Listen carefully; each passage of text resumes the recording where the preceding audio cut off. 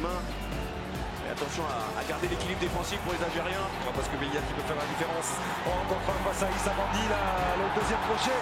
Là aussi, oh, quel arrêt! L'arrêt de grande classe de Raïs Verboli.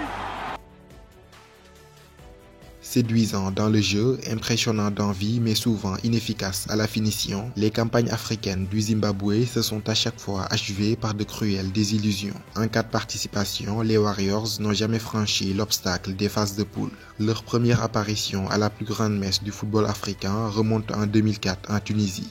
Pourtant, portés par les frères Ndoulovou, auteurs de plusieurs buts lors de cette campagne, les Warriors sont éliminés de justesse dans une poule de la mort qu'ils partageaient avec l'Égypte, le Cameroun, champion d'Afrique en titre, et l'Algérie. Battus d'entrée par l'Égypte 2-1, ils seront difficilement défaits par le Cameroun 5-3 avant de créer la surprise contre l'Algérie 2-1.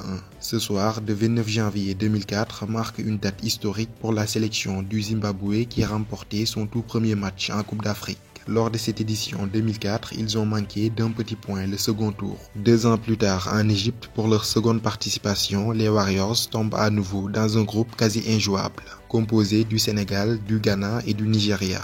Pourtant, comme en 2004, leur qualification ne s'est jouée à rien du tout. Défaits par le Sénégal 2-0, puis par le Nigeria sur le même score, ils surprennent le Ghana 2-1 lors de l'ultime journée des phases de poule. Avec 3 points à égalité avec le Sénégal et le Ghana, ils sont éliminés par un goal average défavorable. En 2017, au Gabon, le tirage est à nouveau très salé pour les Zimbabwe dont la route croise à nouveau celle du Sénégal. Pourtant, l'entame fut prometteuse avec un nul 2 buts partout contre l'Algérie à Franceville. Toutefois, des défaites 2-0 contre le Sénégal et 4-2 face à la Tunisie leur faisaient sortir par la petite porte. Grande déception de la CAN 2019, ils quittent l'Égypte avec un bilan de 2 défaites et un match nul. Au pays des Lions indomptables pour leur 5e participation, les Warriors entendent vaincre le signe indien et franchir l'obstacle des phases de poule pour la première fois. Pour cela, il faudra se défaire du Sénégal, de la Guinée-Conakry et du Malawi avec lesquels ils partagent le groupe B. Ils débuteront leur campagne le 10 janvier 2022 face au Sénégal à Bafoussam. Puis le 14 janvier, ils défieront le Malawi avant de boucler leur phase de qualification par la Guinée-Conakry. L'entraîneur actuel du Zimbabwe, c'est Norman Mapeza. Il est arrivé en tant qu'intérimaire en lieu et place du technicien croate Zdravko Logarušić. Ce dernier fut limogé il y a quelques mois par la Fédération zimbabwéenne de football pour insuffisance de résultats lors des campagnes de qualification pour le mondial. Au classement FIFA mondial du mois d'octobre, le Zimbabwe occupait la 118e place. Si aujourd'hui des pays comme le Nigeria et le Sénégal se taillent la part du lion en termes d'exportation de talent, le Zimbabwe fait pourtant partie des précurseurs en Afrique. Bruce Grobbelaar, le légendaire portier des Reds de Liverpool, est zimbabwéen. Il fut d'ailleurs le premier gardien africain de l'histoire à remporter la Ligue des Champions. Quant à Peter Ndoulovou, il est le tout premier joueur africain de l'histoire à évoluer en Première Ligue.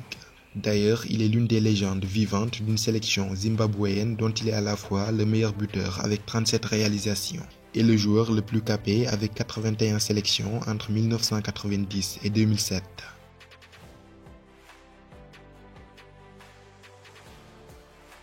L'équipe nationale du Zimbabwe a décroché in extremis sa qualification pour le mondial 2022. Les partenaires de Kamabiliat débutent par un match nul à domicile, 0 but partout contre le Botswana, puis rectifient le tir en allant s'imposer en Zambie 2-1.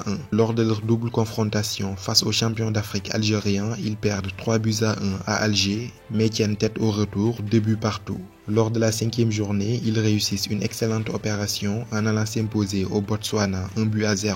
Ils terminent toutefois par une défaite 2-0 à domicile face à la Zambie, mais l'essentiel était déjà assuré. 8 petits points leur auront suffi pour décrocher une 3e qualification de suite à la CAN, et ce malgré un goal average de -2.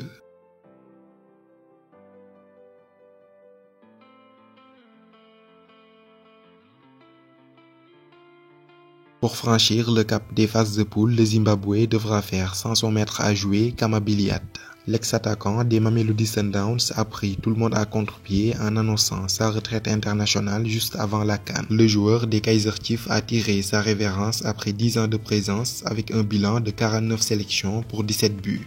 Il a disputé les 2 dernières CAN avec le Zimbabwe en 2017 et 2019. Toutefois, nul n'est incontournable et le Zimbabwe sans Kama Billiat pourra tout de même s'appuyer sur des valeurs sûres au Cameroun. Sur la scène européenne, les talents zimbabwéens s'exportent de plus en plus. En Ligue 1 française, Marshall Mounetsi a connu une adaptation express avec le Stade de Reims.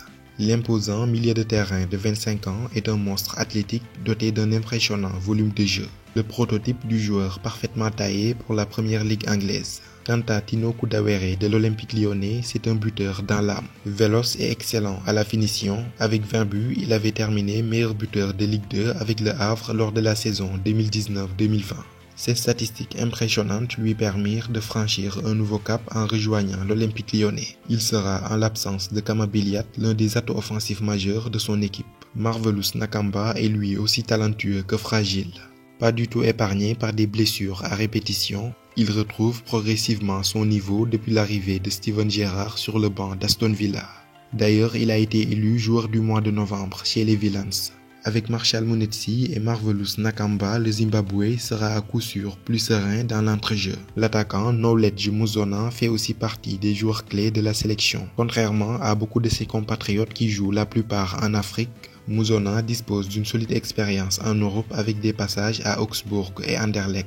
Il joue actuellement à Altay en Arabie Saoudite et compte à son actif 22 buts en 44 sélections depuis 2010. Il fut de l'aventure lors de la dernière CAN en Égypte. Pour bâtir une équipe compétitive, le Zimbabwe peut en outre compter sur sa diaspora. Depuis plusieurs années maintenant, de nombreux binationaux britanniques originaires du pays rejoignent la sélection. C'est notamment le cas de joueurs comme Tendai Darikwa de Wigan, de Bon Macaulay d'Ipswich Town et de Brendan Galloway, connu pour son passage à Everton.